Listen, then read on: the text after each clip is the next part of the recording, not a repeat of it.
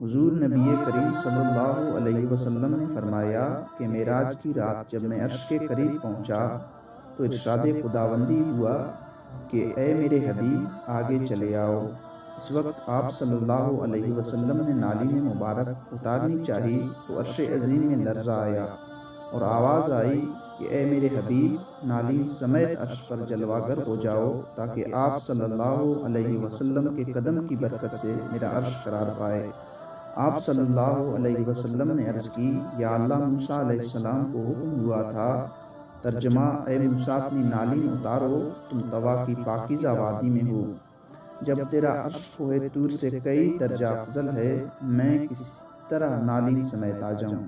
تب حکم خداوندی ہوا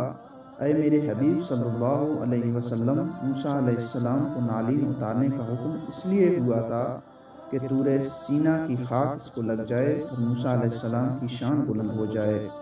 اور آپ علیہ السلام کو نالین سمیت آنے کا حکم ہے اس لیے کہ آپ صلی اللہ علیہ وسلم کے نالین کی خاک عرش کو لگ جائے تو عرش کی عظمت کو چار چاند لگ جائیں۔